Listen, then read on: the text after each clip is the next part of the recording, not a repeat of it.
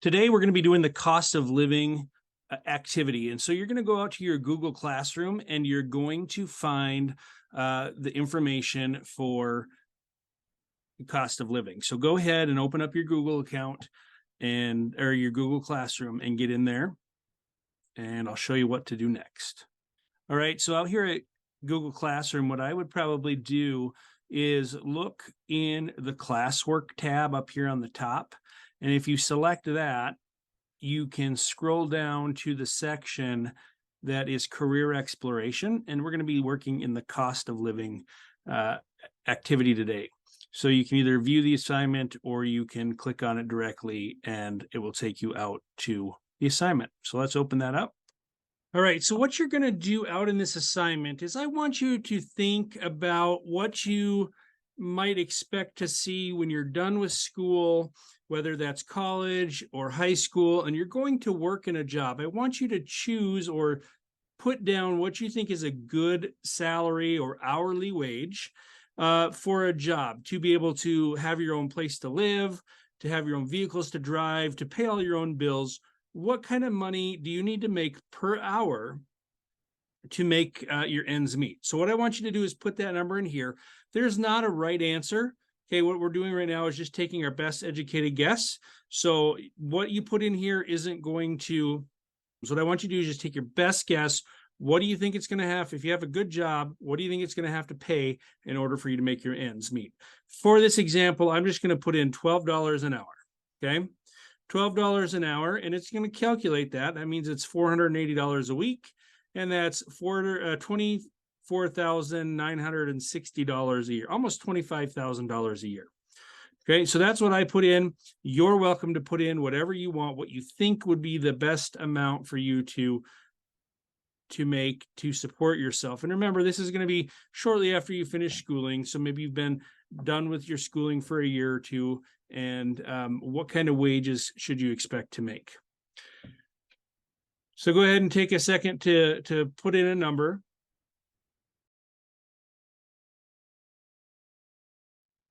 When you're done with that, what I want you to do is go out to Paycheck City.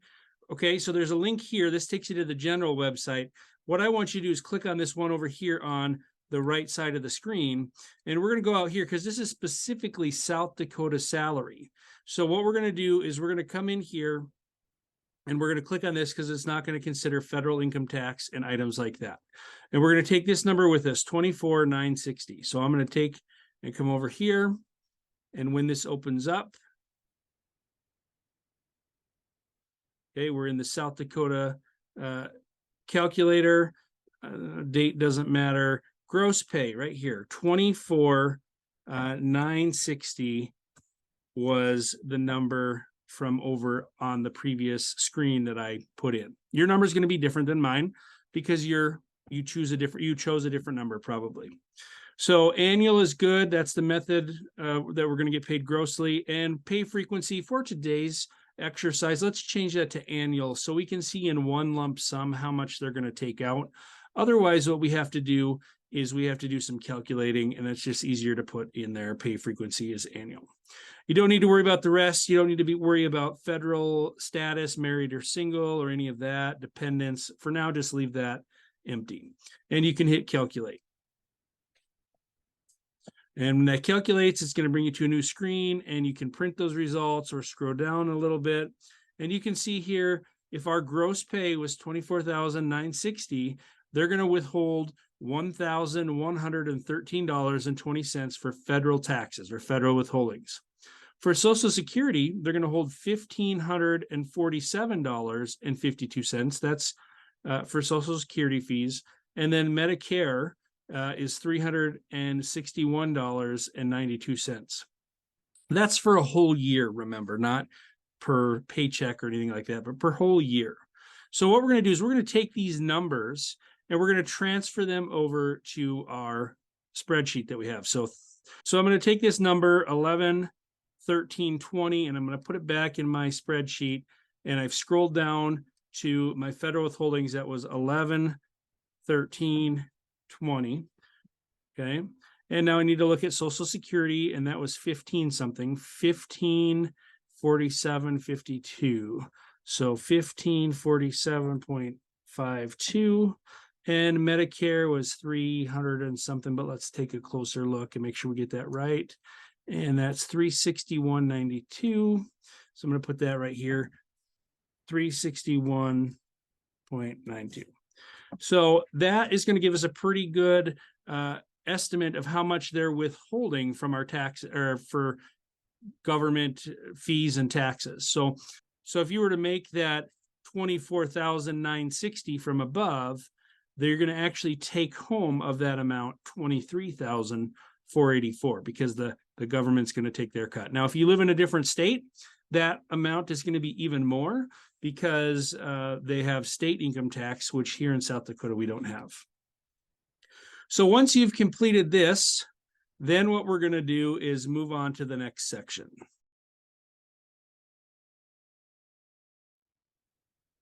All right, for this next section, you're going to click the next tab. So right down here at the bottom, we're in hourly wage. What I want you to go to next is monthly expense. So go ahead and click on that tab, and you're going to fill out this first column. So your estimated monthly amount. Don't worry about actual. We're going to get that number later on. So right now, I want you to go through column C here, and I want you to do your best guess at what you think these items cost per month for a single person, or maybe just a newly married person, right? Someone right after high school or right after college. Again, that same time frame that you guessed for your income, what you thought would be a good income. So go ahead and put in what you think a house payment might cost, or rent if you want to rent. A lot of times renting costs almost as much, if not more, than buying a place. Then you're going to think about your food. Now, this is going to be food that you take home and cook, not necessarily going out to eat, but home food that you bring home, you shop at the store, and you're going to prepare and cook at home. So what do you think that would cost a month?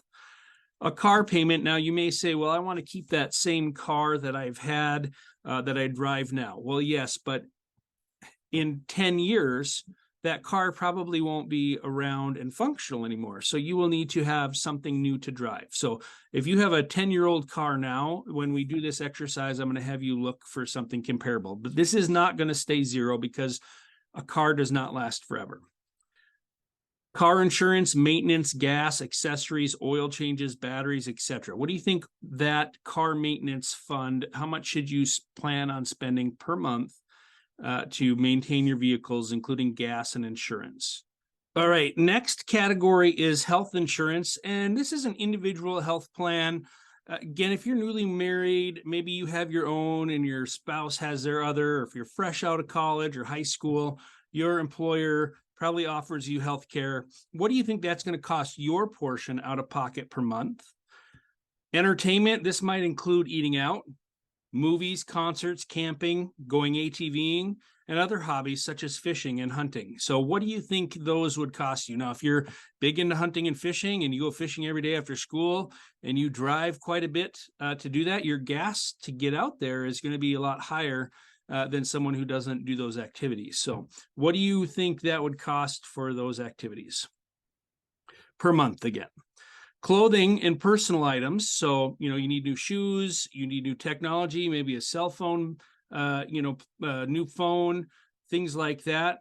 Personal items, those kind of things would fall into this category. What do you think spending per month on that would be? Now, cable and satellite TV, that might be a little obsolete. You may be streaming at your house or prefer to stream. But what do you think a basic TV or cable or satellite plan would cost you? I want you to put a guess in there, even if you think that I'm not going to have that service. Cell phone plan, again, let's think of your own plan, not being on your parents' plan, but what do you think a cell phone plan would cost an individual per month? Remember, depending on the data plans and things like that, what do you think that would cost?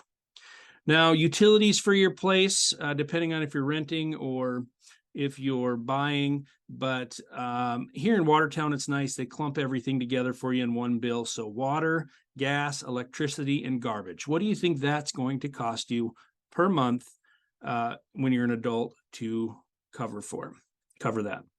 Home internet, Okay, if you're going to be streaming and things like that, you're probably going to have home internet, not just living off the data on your phone.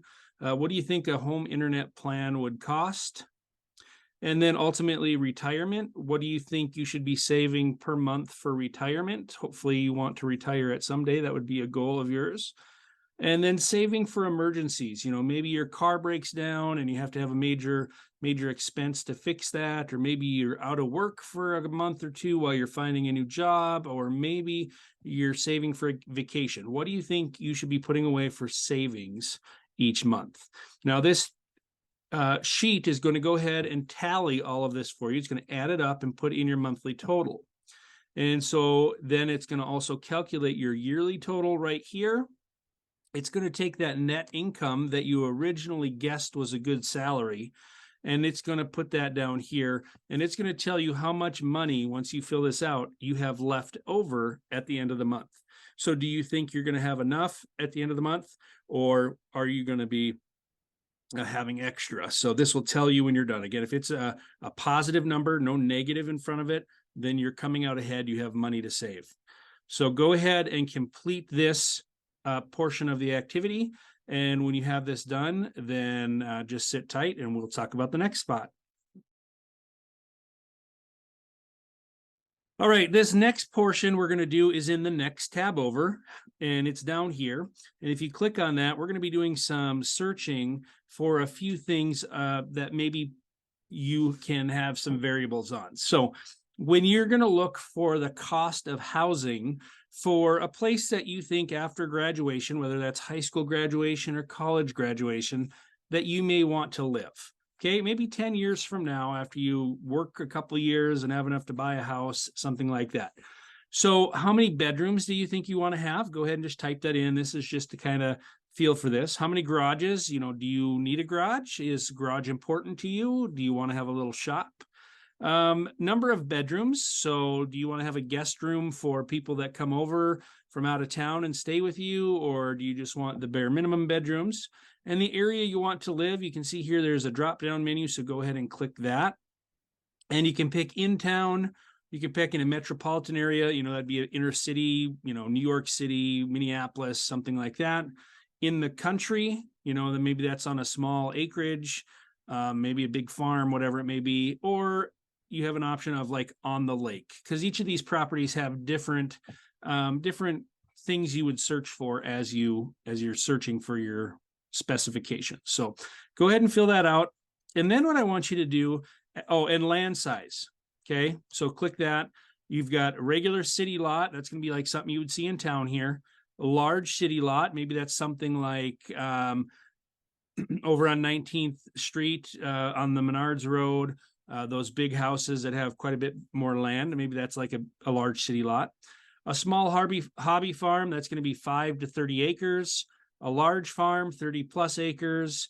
A lake lot or urban multiplex, no lot. So that's going to be like a condominium that's in like a high-rise type building. You would have no property with that, as it's kind of a communal building and you own just your little apartment. So pick what land size you would have and then what area you'd want to live in.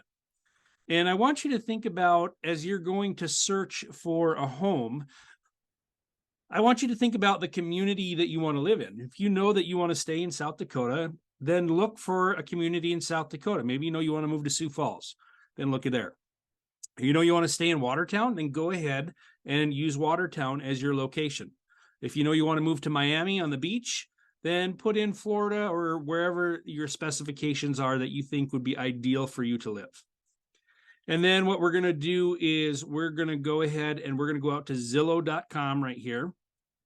And we're going to look for some homes that meet our criteria. So I'm going to go ahead and click Zillow and have it take me out there. And then you would go ahead and put in your neighborhood or address. So if it's, Minneapolis, Miami, Watertown, whatever, I'm just going to put in Watertown, since that's where we are today.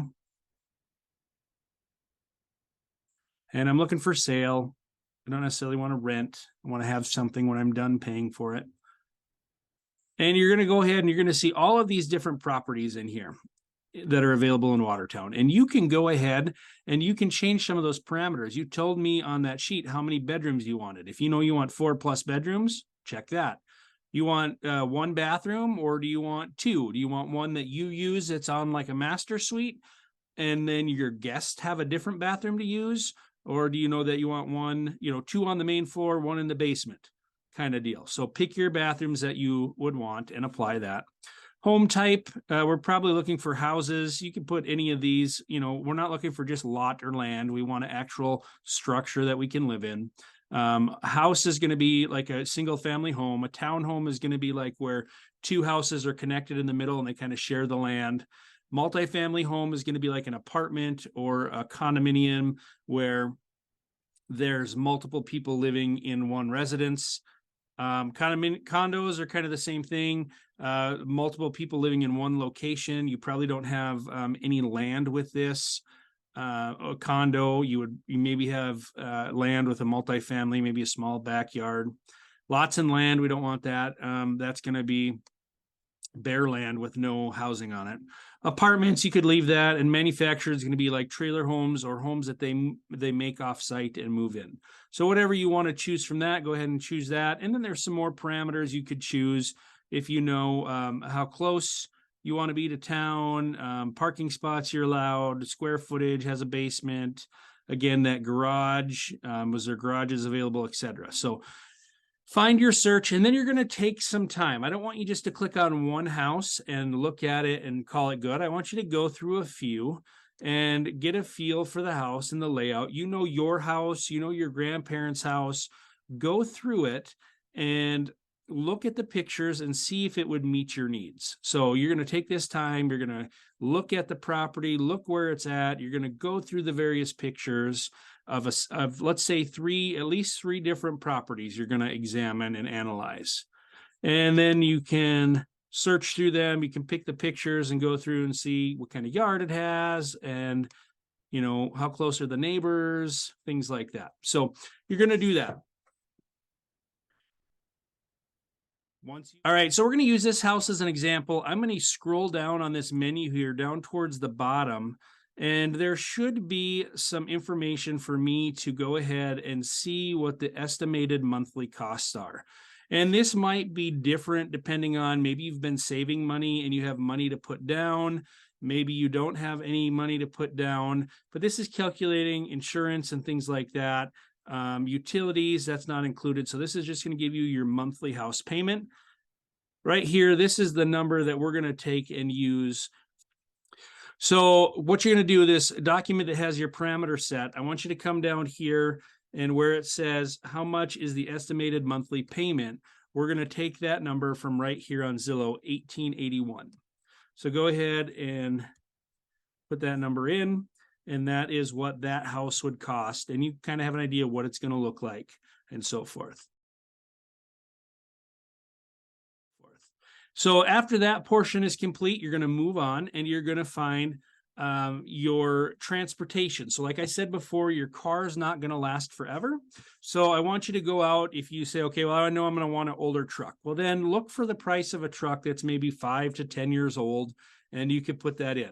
Now, we're not looking for exotic dream cars. We're talking about realistic cars. Maybe it's a brand new 2022 Chevy or Ford truck.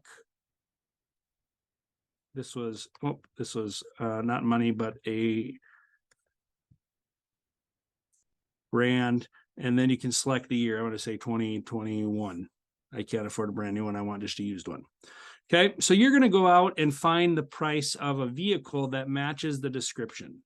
So again, we're going to go out to cars.com or Auto Trader. You can try either one of those. I'm going to go to cars.com for this. And you're going to put in some specifications. If it's new or used, the price isn't going to matter, but what make and model you want, if you know it's a pickup, and how, are you going to drive to Sioux Falls to get that, or do you want something locally? Are you living in Minneapolis or Florida? Where are you going to put where you're at?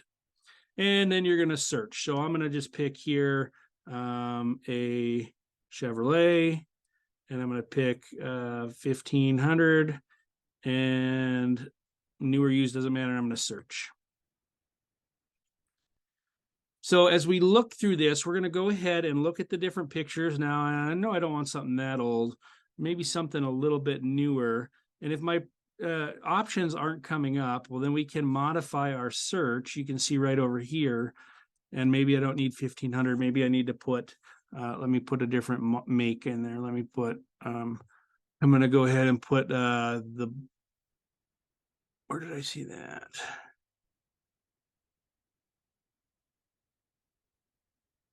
The Colorado, that's a newer car. So we'll go ahead and put that.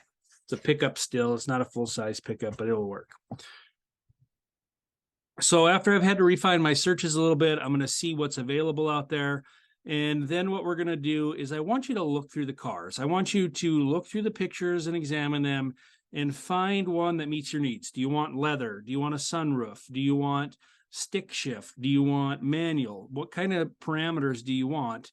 And then you're going to go ahead and find which one it is that you want. Take some time, look at 3 to 5 vehicles and look through the pictures and look where it's located and so forth. 4-wheel drive, rear view camera, whatever it is you want. So if this is it, then go ahead and click on it. And this particular one is showing me some options. So it's, there it is, popped in the price. And what I'm going to do, if I scroll down and I've looked through these pictures and I know this is the one I want, then I would come out here and I can find the price, roughly the month right here. So scrolling down, it says customize your payment. We're going to be using a 6-year term. So 6 years, you would pay $588 for this. And this is assuming you have a down payment. If you don't have a down payment, you can put 0 in here and it's going to bump your payment up a little bit more. If you have a trade-in value, maybe you got a really old beater car, you know, $1,000 in there, whatever it may be, you can mess with those numbers a little bit, but most likely you're not going to have a huge amount to put down, but your trade-in value might be valued a little bit. You could look up your current car on Blue Book and see what the trade-in value is, or just put 0 in there. Maybe you're going to get another car. So I would take this price, $706, and I'm going to bring that back over to my sheet, my document here, and that was $706 a month for a vehicle. In this next section, you're going to go out to SD My Life and you're going to sign in using the correct way to sign in. And now to sign into this, you need to use your state ID, right? You need to log in just like you would for the K-12 email. So this is my credentials, but yours might be like something like MM1789 at, and actually I don't think you need the at. And then what you're going to do is you're going to come down here, you're going to put your password, the same as you used to sign into your email. Okay. And then afterwards, you need to put this behind that. So after your normal password, then I'm going to type the MM1789, and that should allow you into SD My Life. Okay. There's instructions specifically for SD My Life posted in Google Classroom already for you that you can go back and view if you're struggling to get in. So that's how you do that though. And what you're going to do is you're going to go out to there and you're going to look for the career that you're going to be using for your presentation.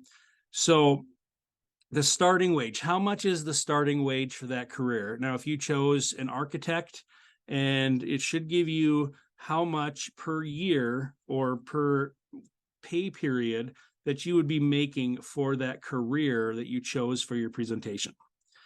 Now, taxes, you're going to go back, you're going to take that amount that somebody would be earning early to middle career, and you're going to plug those numbers into Paycheck City again. Use the one over here, the Paycheck City calculator for South Dakota.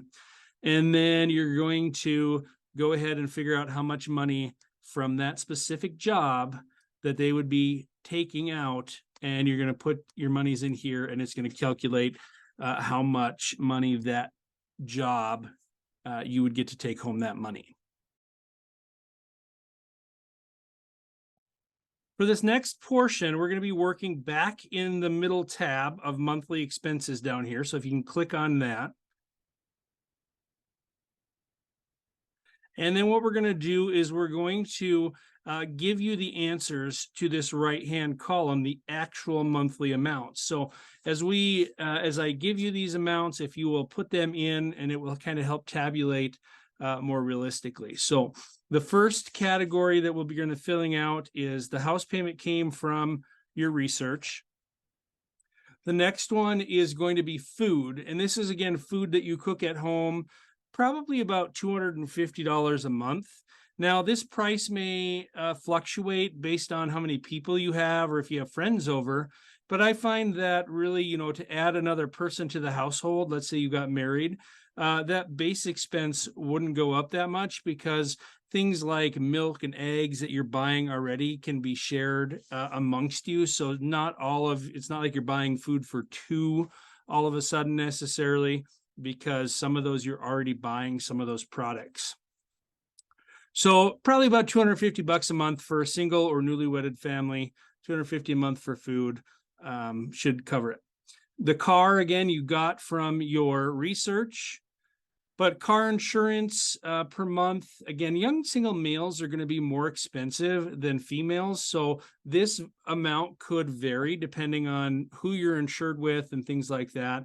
But let's put $200 a month in there for car insurance. And that's going to include your gas, oil changes, things like that as they come up as well. Health insurance, now this is going to depend on what your employer pays. Some employers pay better than others. So, for example, here at the school, our employer pays 100% of the individual. But for my family to be on the insurance plan, it's about $600 a month or more for us to have my kids and my wife on the insurance plan with me. So this number really is going to be dependent on the job you get. But for a single person, let's go ahead and put $100 a month in there. Most companies have you pay a little bit, and so just to represent an amount that you might pay. Entertainment, again, this is a flexible category because depending on what you like to do, if you like to go to the movies every weekend or you like to go out and hunt and fish a lot, it might change. But $200 a month for recreational entertainment type things is kind of about what I found. And this is going to include your eating out. So if you go out to lunch every day, that would come out of that budget. Clothing and personal items, $150 a month. Now, this may vary. Some months it may be more. Some months it may be less. Maybe you have to buy school clothes at the beginning of the school year. Maybe you have new technologies that you're purchasing. So we might have one month it might be higher, and another month it might be lower. Cable or satellite TV, $50 a month for a basic plan. Now, you might find an introductory price that is a little bit more economical. You might find like $25 a month for the first year. And then after that, it's going to go up. But after that first initial year, it would go up to something of probably about the $50 range for cable or satellite TV.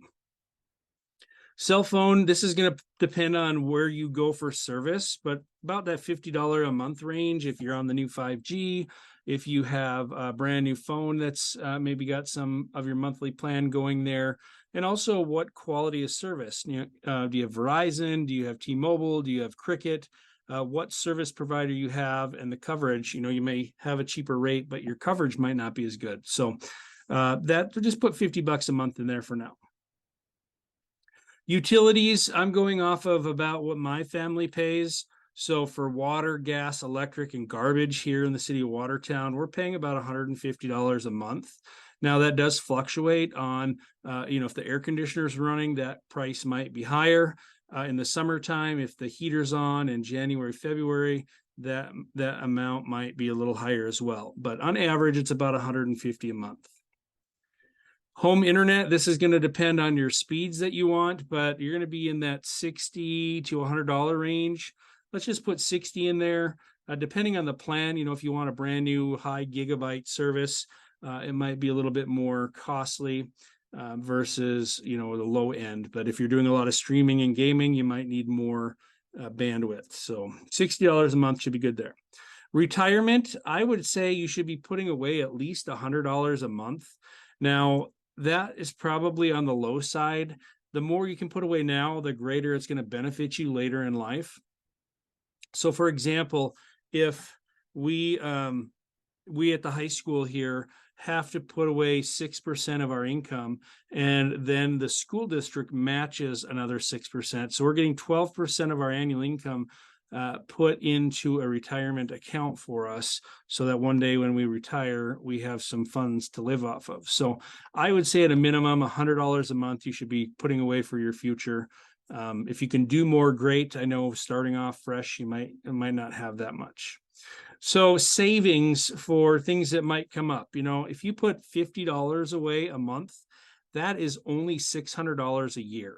So $50, I would say you should be putting a minimum of $50 away for those bad times that might be coming, a broken down car, you're out of a job for a little bit. That's only going to get you $600. It's not going to buy a very nice vacation if that's what you're saving up for. So I would, again, that's a minimum amount, 600 or 600 a year, $50 a month. So grand total, these expenses that I have given you with the house that we put in there in the car is equaling $3,900 a month. Okay, $3,900 a month, or $4,000 or $47,000 a year. So how does that compare to your SD My Life salary you found? And how does that compare to that original amount that you guessed was a good salary or a living wage to live off of? So this was just kind of an exercise. You don't need to turn anything in. This was just an experience for you to kind of try to understand what is needed to live off of when you are done with your schooling, and what it takes to kind of be an adult and afford your own things. So if you have any questions, please talk to your instructor.